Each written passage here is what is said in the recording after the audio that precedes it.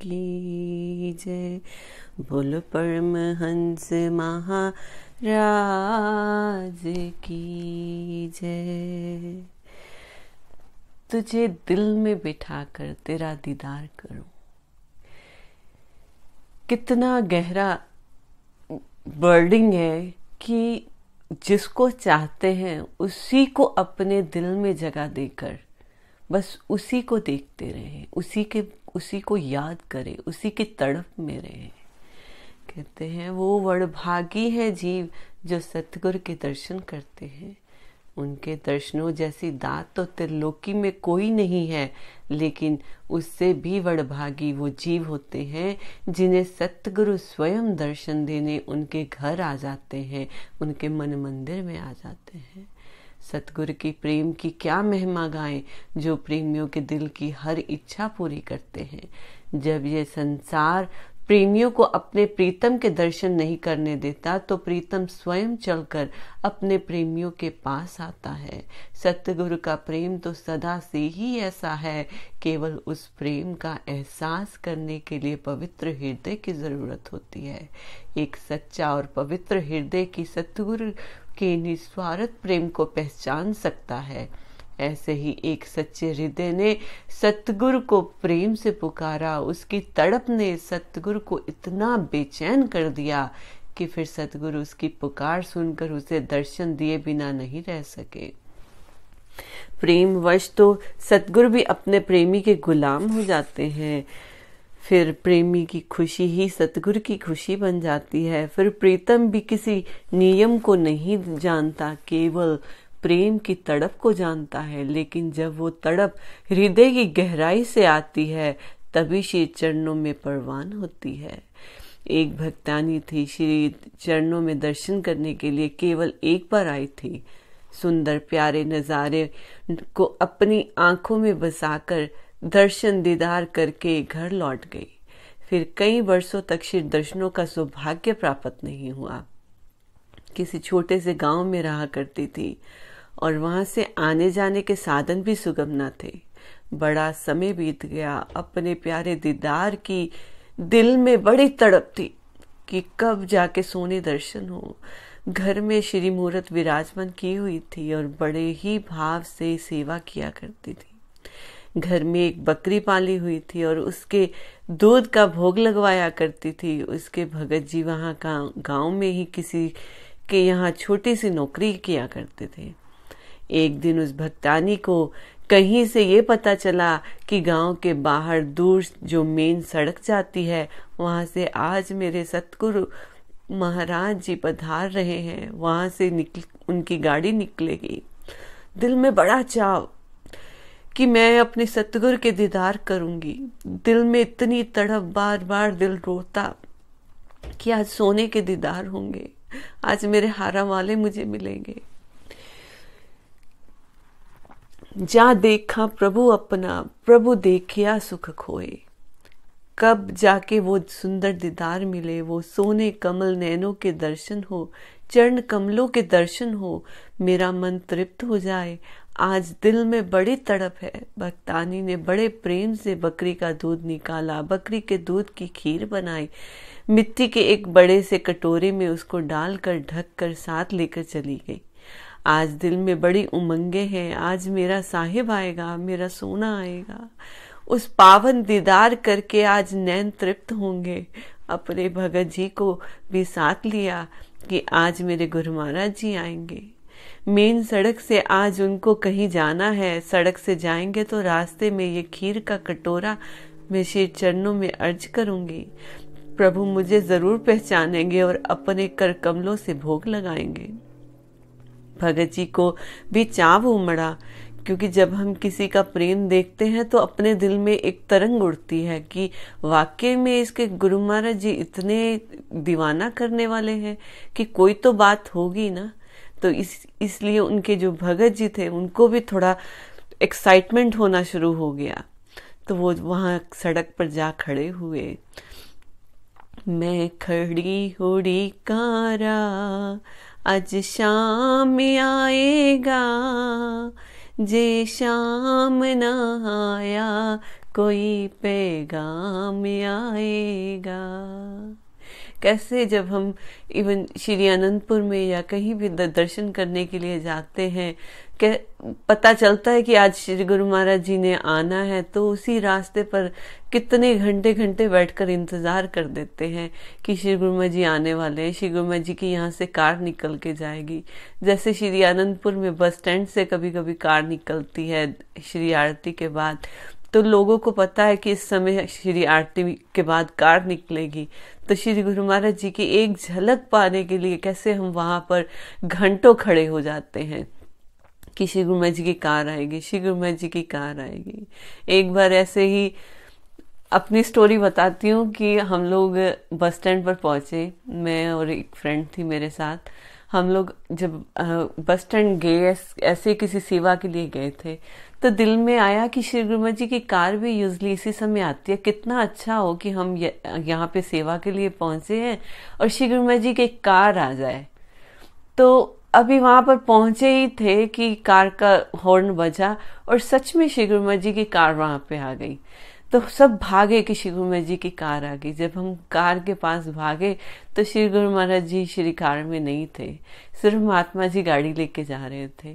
तो दिल इतना उदास हो गया, पर उस दिन एक बात समझ में आई कि मांगना क्या है।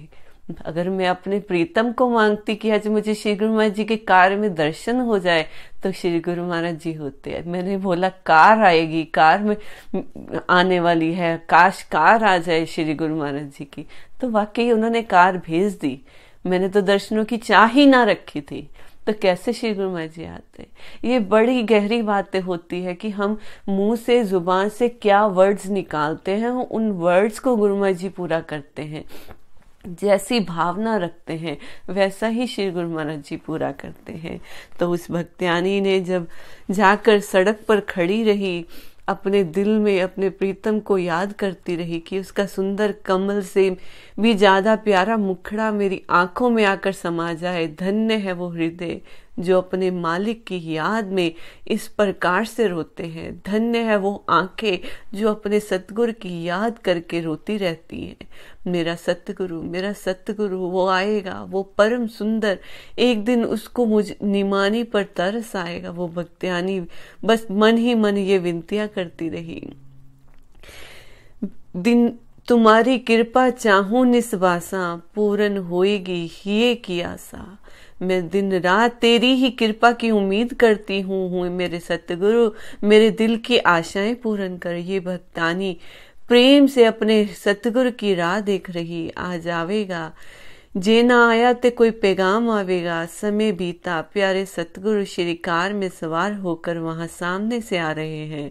रोम रोम खिल उठा देखकर कि मेरे सतगुरु दाता दयाल जी की श्री कार आ रही है।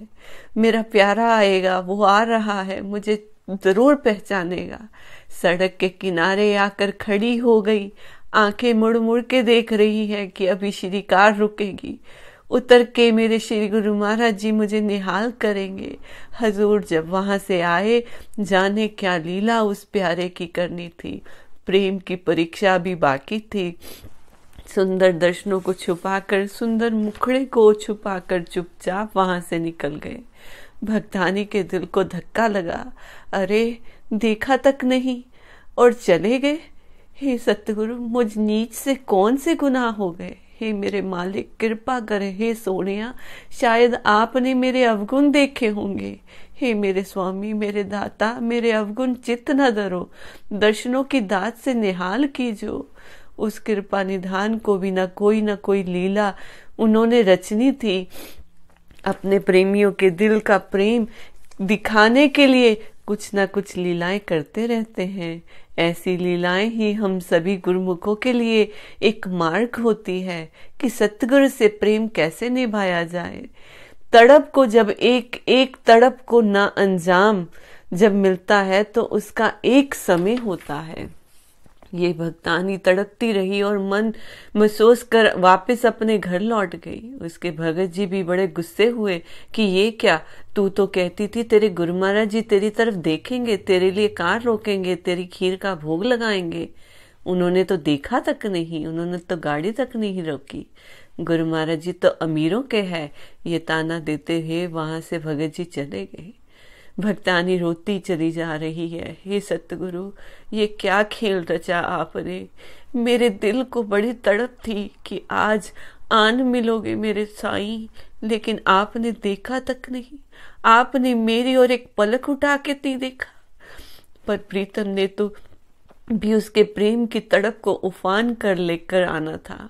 कहते हैं कि जब तक पानी को पूरे 100 डिग्री पर नहीं तपाया जाता तब तक वो उबलता नहीं है, भाप नहीं बनता।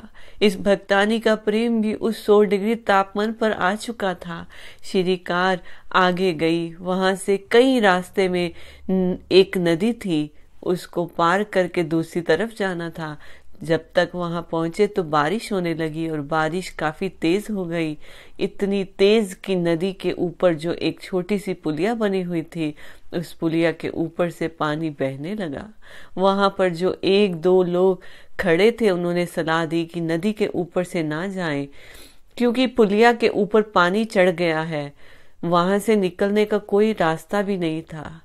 तो श्री कार को किसी रास्ते से वापस मोड़ा गया जहां से प्रभु भी जी अभी होकर गए थे, जहां से भक्तानी इंतजार करती रह गई।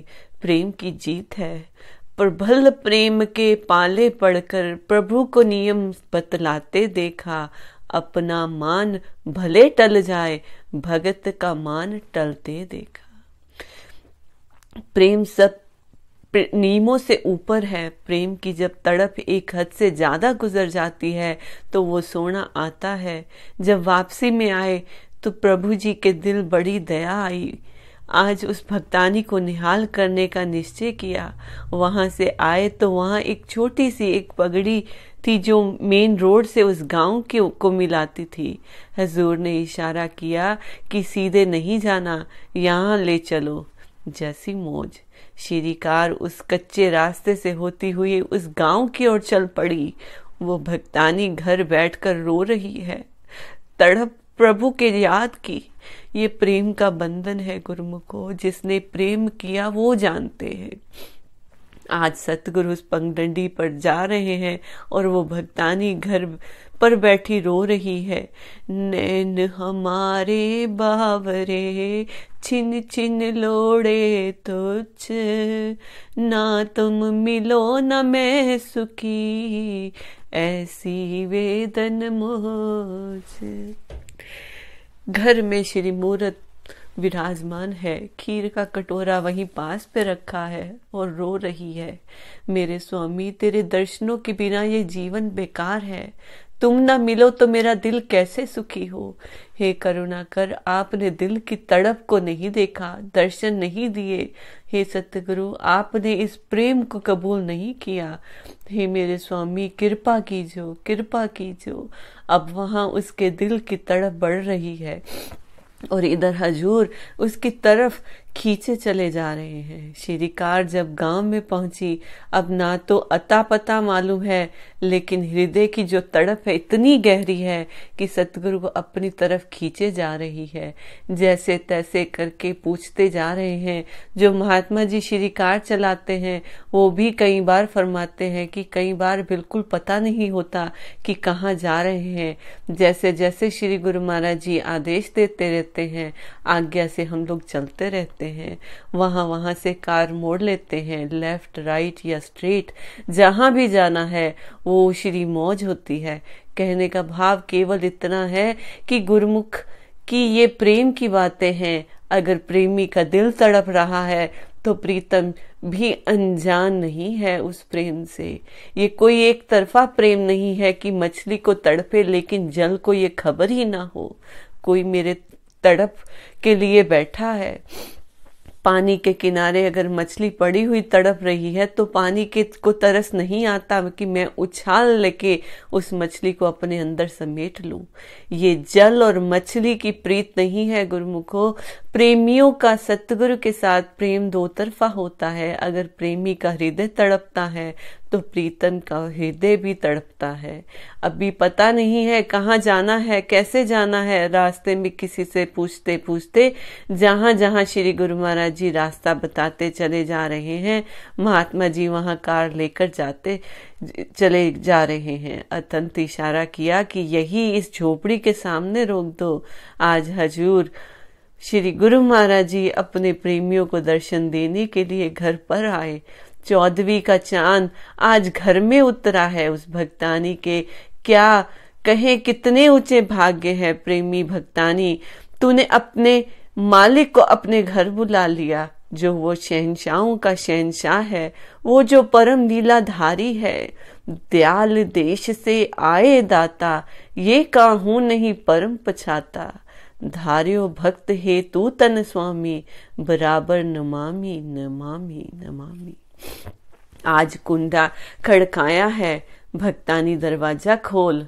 भक्तानी अंदर श्री मूरत के सामने बैठी रो रही है। दरवाजा खोला, बड़ी सुंदर मीठी आवाज है जो कानों में पड़ी। रोम रोम खिल गया, जैसे कानों के रास्ते अमृत घोल दिया हो। वाणी में वचन आता है, कोटि सुख आनंद राज पाए, मुख ते निमक भुलाए। कि मेरे स्वामी कभी मुझे जो मुख से एक बार बुला लेता है तो करोड़ों सुख सेवक की झोली में जा पड़ जाते हैं। दरवाजा खोलती तो क्या देखती, 14वीं का चंद्रमा आज मेरे घर में उतरा है। ऐसा प्यारा स्वरूप आज मेरे घर में है। करोड़ों सूर्यों के समान अतुल्य शोभा कमल नैन खिले हुए प्रेम भरा आशीर्वाद दे रहे हैं। भक्तानी देखकर निहाल हो गई। आज मेरे सतगुरु आए हैं, उन्होंने मेरे प्रेम को स्वीकार किया। उसने बहुत प्रेम के साथ अपने मालिक के चरणों में सिर रखा और रोती रोती बार बार प्रार्थना करती, शुक्राना गुजार करती। आज इतना कष्ट दिया मेरे स्वामी, मेरे सतगुरु आज मेरे घर आए हैं। श्री चरणों पर सिर रखा और रो रो कर श्री चरण धो दिए। बार बार सजदा करती है, बार बार सिर झुकाती है। हे सतगुरु, बड़ी कृपा की थी, बड़ी कृपा की थी। क्या तेरे भाग कहे हैं भक्तानी, क्या तूने पाया है आज। भक्तानी गरीब घर से थी। घर में एक चारपाई थी, उसने प्रभु जी को चारपाई पर विराजमान कराया। कैसा सुंदर वो रूप होगा। गुरुमुखो हजूर आज विराजमान है, इस भक्तानी को प्यारे दर्शन दे रहे हैं। सतगुरुदाता दयाल जी ने फरमाया, भक्तानी कुछ खाने को भी ले आ। भक्तानी ने कहा, जी मेरे सतगुरु, जी मेरे प्रभु। भक्तानी ने खीर का कटोरा श्री हजूर के आगे रख दिया। प्रभु जी स्वीकार करो, आप जी के लिए बनाई है। प्रभु जी इतने प्रसन्न हुए और अपने कर कमलों से प्रेम भरा आशीर्वाद दिया। एक बड़े मिट्टी के कटोरे में खीर लेकर आई। आपने एक छोटी कटोरी में खीर अपने लिए स्वीकार की और बड़े प्रेम सहित एक चम्मच का भोग लगाया। अब श्री गुरु महाराज जी ने बड़े कटोरे की तरफ इशारा करते हुए फरमाया, इसे कपड़े से ढक दे। उसको कपड़े से ढक दिया गया। श्री गुरु महाराज जी ने फरमाया, बाकी सभी महात्मा जनियों को भी खीर खिलाओ। सभी को मिट्टी के कटोरे में थोड़ी थोड़ी खीर परोसी गई। वो खीर क्या थी गुरुमुखो, सतगुरु की मेहर थी, कृपा भरी दृष्टि थी, अमृत बन गई। उस अमृत को जिसने भी स्वीकार किया सभी निहाल हो गए। ऐसा मीठा, ऐसा स्वाद, ये प्रेम की मिठास है, ये दिल की तड़प है। आज मेरे साईं ने नजर निहाल करके उस खीर को अमृत बना दिया।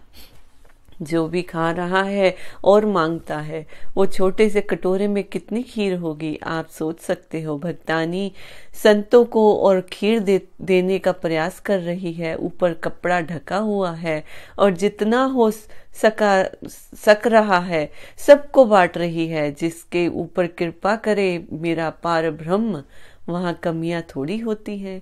खीर के ऊपर जब कृपा दृष्टि हुई, उसमें से खीर निकलती जा रही है, निकलती जा रही है। सबने खूब खीर खाई, सभी तृप्त हो गए। सबको बांटने के बाद भी खीर उसी कटोरे में उसी प्रकार पड़ी हुई है जिस प्रकार पहले पड़ी थी। प्रभु जी बार बार उसी की खीर की तारीफ करते हैं। भक्तानी खीर ता तू बड़ी स्वाद बनाई। वहां उस भगत को भी खबर पता चली कि आज तेरे घर के आगे बहुत बड़ी गाड़ी खड़ी हुई है। गांव का माहौल था, उस स्थान में गाड़ी का आना एक अनोखी बात थी। भगत जी जैसे तैसे करके घर पहुंचे और देखते हैं, अरे इतने संत जन आज मेरे घर में। भगत जी ने बीच में बैठे जब हजूर श्री गुरु महाराज जी के दर्शन किए तो निहाल हो गए। मन से सारी दुविधा मिट गई। उन्होंने आकर सतगुरु दाता दयाल जी के चरणों में माथा टेका। श्री चरण कमलों का स्पर्श करते ही मन निहाल हो गया और कहा, हे सतगुरु मुझे माफ करना, मैंने इस भक्तानी को बड़ा भला बुरा कहा। मुझे नहीं पता था कि इसकी तड़प इतनी उत्तम दर्जे की है कि आपको सड़क से मेरे घर पे लेके आ जाएगी। शुक्रिया दाता जी, शुक्रिया। दोनों भगत भक्तानी ने श्री चरण कमलों में अपना सिर रखा। सतगुरु दाता दयाल जी ने प्रेम भरा आशीर्वाद उनके सर पर रखा, आशीर्वाद दिया। उसके बाद फरमाया, चलिए। दोनों ने पुण्य श्री चरण कमलों में शीश नवाया, बार बार शुक्राना अदा किया। हे कृपा निदान, हे दाता दयाल जी, अपना आशीर्वाद बनाए रखना। हजूर वापसी मुड़कर श्री कार में आकर विराजमान हुए और उस भक्तानी के दिल में अपनी प्रेम भरी यादें देकर उसके घर परिवार को सबको निहाल करते हुए बकरी के दूध की खीर का भोग स्वीकार करके वापस मुड़ आए। उस भक्तानी को सदा सदा के लिए प्रेम की वो अनुपम उपहार दे आए जिसको वो कभी नहीं भूल सकती। गुरुमुखो सदके हैं इस प्रेम दे, सदके हैं इस दाता दयाल जी के, जो अपने प्रेमियों के दिल की पुकार सुनते हैं।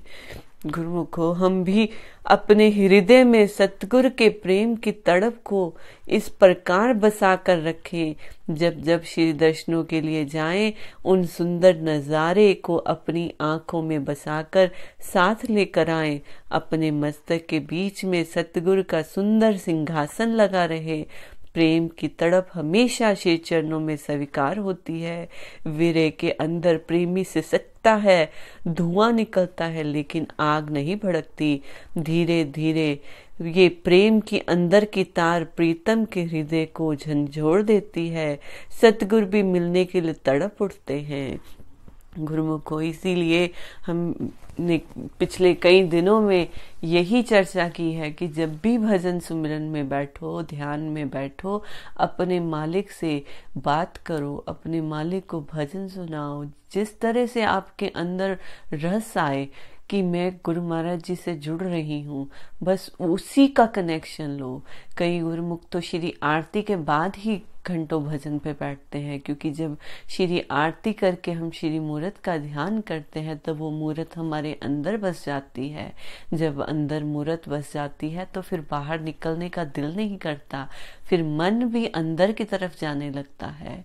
भजन सुनाना, श्री गुरु महाराज जी से बातें करनी, अपने दिल की बातें उनके साथ शेयर करनी कि आज मेरा दिन कैसे बीता, आज मैंने क्या क्या किया, क्या अच्छा किया, क्या बुरा किया, सब बातें जब उनके साथ सुनाएंगे हमारे अंदर वो गहराई में जाएगी कि हम श्री गुरु महाराज जी से बातें कर रही हैं। तो श्री गुरु महाराज जी का आंसर सुनने के लिए हम अंदर की तरफ जाने लग जाएंगे। जैसे जैसे अंदर की तरफ हमारा ध्यान जाएगा, मन एकाग्र होता रहेगा, और जब मन एकाग्र होगा तभी हमारा ध्यान में बैठना, सुमिरन में बैठना सफल होता है। और जब हम इस अंदर की वातावरण को समझने लग जाते हैं तभी हम उस ध्यान में अंदर उतरेंगे। जब तक ध्यान में अंदर नहीं उतरेंगे हमारे अंदर वो तड़प नहीं पैदा होगी। कि जब ध्यान अंदर का होगा तो अंदर ही श्री गुरु महाराज जी विराजमान है, तो बस उन्हीं को अपने दिल में बिठाकर बस उनका दीदार करते रहना है। जैसे अभी भजन में भी हमने यही सुना कि अपने दिल में तुम्हें बिठाकर बस दीदार करूं, कि और क्या चाहिए। जब अंदर मालिक बैठ जाए तो बाहर की दुनिया तो आज है कल नहीं है, जो आज चल रहा है वो कल नहीं होगा, कभी भी सेम नहीं रहती। लेकिन जो अंदर का वातावरण है वो हमें अंदर गुरु महाराज जी से जोड़ता है, जो हमारी रूह को ताकत देता है, जो हमें उस परम आनंद से जोड़ता है, जो परम आनंद पाने के लिए हम इस दुनिया में आए हैं। लेकिन हमें अपना गोल सेट करना होगा, अपना लक्ष्य सेट करना होगा। जब हमारा लक्ष्य होगा कि हम किस लिए भजन पे बैठ रहे हैं, क्यों सुमिरन में बैठ रहे हैं, तब हमारे दिल में उस गोल को पूरा करने के लिए उस तड़प पैदा होगी कि अरे मुझे इसमें उतरना है, उसमें उतरना है। तब हम सीख पाएंगे, कुछ कर पाएंगे। जैसे किसी को स्विमिंग सीखनी है, तैरना सीखना है, तो उसका एक गोल है कि मुझे तैरना सीखना है, तो उसके लिए प्रैक्टिस करता है, रोज पानी में उतरता है, पानी में उतर के घंटों घंटों प्रैक्टिस करते हैं, तब एक दिन धीरे धीरे उसको तैरना आ जाता है। इसी तरह अगर हमारा अपना एक लक्ष्य होगा कि मुझे अंदर अपने गुरु महाराज जी को बिठाकर अंदर से दीदार करना है उनका, तो हमारा ये लक्ष्य होगा, ये गोल होगा कि हम अंदर से देखना चाहते हैं, तो हम अपने सुमिरन में जब बैठेंगे, ध्यान में बैठेंगे, तो हमारे अंदर अपने आप एक तड़प उठेगी, तड़प उठेगी उस दीदार को पाने की।